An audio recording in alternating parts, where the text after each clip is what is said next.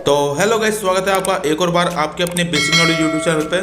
तो गाइस आज हम सीखने वाले हैं कि हम कैसे न्यूक सॉफ्टवेयर में किसी कैरेक्टर का पीछे का बैकग्राउंड चेंज कर सकते हैं। तो गाइस ये मेरे पास एक कैरेक्टर है, यहाँ पे मैं इसका बैकग्राउंड चेंज करके बताने वाला हूँ। तो यहाँ पे देखिए मैंने इसका पहले से ही रोटो कर रखा है, तो आप एक बार ये तक देखिए। तब तक मैं आपको एक चीज़ और बता देता हूँ कि आपको जानना है आप न्यूक कैसे डाउनलोड कर सकते हैं। तो मैंने इसके लिए एक वीडियो बना रखी है, उसमें काफ़ी प्रोफेशनल लेवल पर बता रखा है कि आप न्यूक कैसे डाउनलोड कर सकते हैं। वो भी बिल्कुल लेटेस्ट वर्जन न्यूक 12 होगा आपके कंप्यूटर में, तो आप वाला वीडियो भी जाकर देख सकते हैं। और वो बिल्कुल फ्री है, तो आप जाकर देख सकते हैं, क्योंकि उसमें मैंने कोई लाइसेंस का नहीं बताया, बिल्कुल क्रैक वर्जन है, तो आप जाकर देख सकते हैं काफ़ी आसानी से।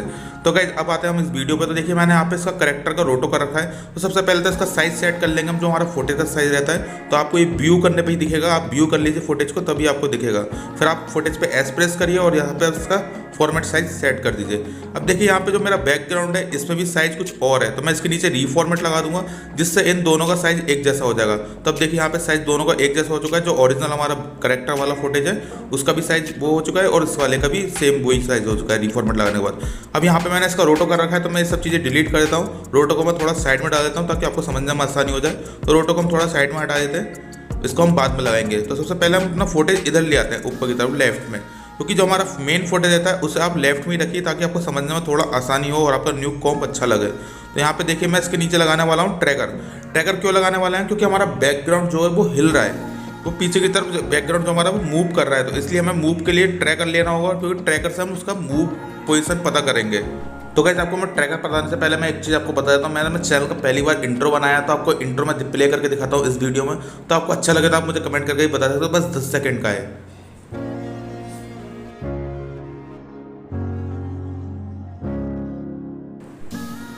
तो गाइस कैसा लगा आपको इंट्रो? अगर अच्छा लगा तो आप मुझे कमेंट करके बता सकते हैं, अगर अच्छा नहीं भी लगा तो अभी आप मुझे कमेंट करके बता सकते हैं, क्योंकि मैं फिर इस इंट्रो को चेंज कर दूंगा। तो अब आते हैं हम अपनी वीडियो पे। तो देखो गाइस आपको सबसे पहले क्या करना होगा, अपने ट्रैकर पे आपको डबल क्लिक करना होगा, जो आपको फुटेज के नीचे लगाना है। फिर आपको ऐड ट्रैक पर क्लिक करना होगा उसकी सेटिंग में जाके। तो यहाँ पे देखिए ट्रैकर आ चुका है। तो गाइस ये ऐड ट्रैक जो अपना आया है, अब ये हमारा एक पॉइंट सिंगल पॉइंट ट्रैक है। अगर आपको 4 पॉइंट जानना है तो इसके बारे में ये वीडियो बना दूंगा। अभी मैं आपको सिंगल पॉइंट से करके बता रहा हूँ ताकि आपको जल्दी से समझ में आ जाए। फिर अब आपको क्या करना होगा, आपको उस ट्रैकर को अपनी फुटेज में ऐसी जगह रखना होगा जहाँ पर बिल्कुल परफेक्ट ट्रैक निकल जाए, आपका बैकग्राउंड जहाँ पे पूरा दिख रहा हो। तो मैंने यहाँ पे रखा है एक पाले पत्थर पर, फिर ऊपर की तरफ सेटिंग आ रही है, व्यू पे जहाँ मेरी फुटेज है वहाँ पे ऊपर की तरफ सेटिंग आ रही है। अब वहाँ से ट्रैक को प्ले कर दीजिए। तो यहाँ पे ट्रैक प्ले होना स्टार्ट हो चुका है और ये ट्रैक निकाल रहा है, पूरा मोशन पकड़ रहा है। अब यहाँ पे देखिए इसका कैरेक्टर का फेस आ चुका है। अब ये फेस हमारा ट्रैक बिगाड़ेगा, तो हम इसके लिए क्या करेंगे, हम इसे छोटा बड़ा भी कर सकते हैं, नहीं तो आपके पास एक दूसरा ऑप्शन ये रहता है कि आप अपने कीबोर्ड में प्रेस करिए कंट्रोल। जैसे आप कंट्रोल प्रेस करेंगे तो क्या होगा, आप इस ट्रैकर को कहीं और रख सकते हैं। जैसे मैंने देखिए अभी पीछे का निकाल दिया था। अब मैं देखो आपको बताता हूँ दोबारा से कि आप क्या करिए। यहाँ से देखिए मेरा ट्रैकर बिगड़ना स्टार्ट हो चुका है। इसने देखिए कितने झटके लेना स्टार्ट हो गया ऊपर नीचे, क्योंकि यहाँ पे कैरेक्टर आ चुका है जो डिस्टर्ब कर रहा है हमारे बैकग्राउंड को। तो यहाँ पे आप देखेंगे तो कितनी देर इसकी पोजीशन खराब हो चुकी है। अब मैं क्या करता हूँ, इस पे देखिए यहाँ पे आप 3 डॉट पे क्लिक करेंगे तो यहाँ पे ये बता रहा है ग्रीन वाला मतलब हुआ जब आपका ट्रैक बिल्कुल ठीक है, और जहाँ पे रेड होना स्टार्ट हुआ वहाँ पे आपका ट्रैक होने लगा खराब धीरे धीरे। तो देखिए मैंने कंट्रोल प्रेस करा अपने कंप्यूटर पे, और यहाँ पे मैं किसी और जगह रख देता हूँ, मतलब किसी और लोकेशन पर रख देता हूँ। ट्रैक ये वही निकालेगा, वहीं की पोजीशन निकालेगा, लेकिन लोकेशन कहीं और का रेफरेंस लेके निकालेगा ट्रैक। तो आप कंट्रोल से कहीं और रख सकते हैं। अगर आपका कोई डिस्टर्ब करने लग जाता है, बीच में आगे कैरेक्टर डिस्टर्ब करता है, या फिर कोई भी चीज़ होती है जो आपके फुटेज में मतलब ट्रैक नहीं निकलने देती थी, तो आप किसी और पोजीशन पर रख सकते हैं कंट्रोल दबा के। तो इससे क्या होगा, आपका ट्रैक तो वहीं से निकलेगा लेकिन पोजीशन चेंज हो जाएगी। तो आप इस तरीके से भी ट्रैक निकाल सकते हैं। अब मैं देखिए यहाँ पे किसी और पोजीशन पर रख देता हूँ, जैसे मैंने यहाँ रख दिया इसे।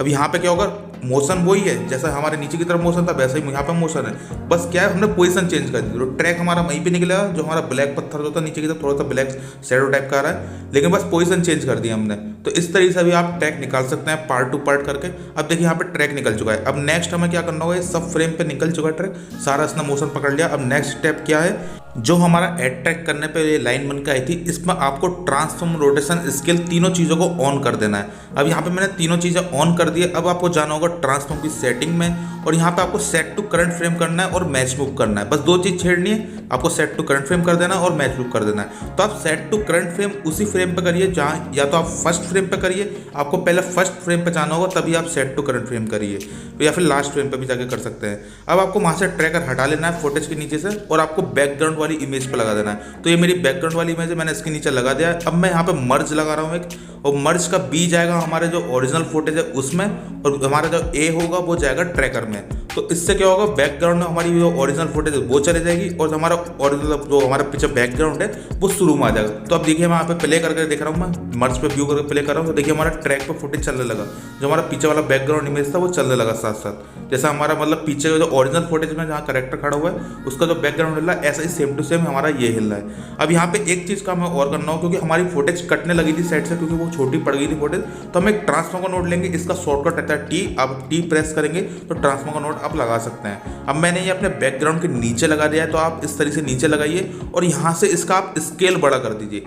स्केल बड़ा करने से क्या होगा कि आपकी फुटेज बहुत बड़ी हो जाएगी पीछे बैकग्राउंड में, और वो चलेगी मतलब लेफ्ट राइट भी चलेगी, तब भी उसका पोजीशन मतलब जो स्केल का जो।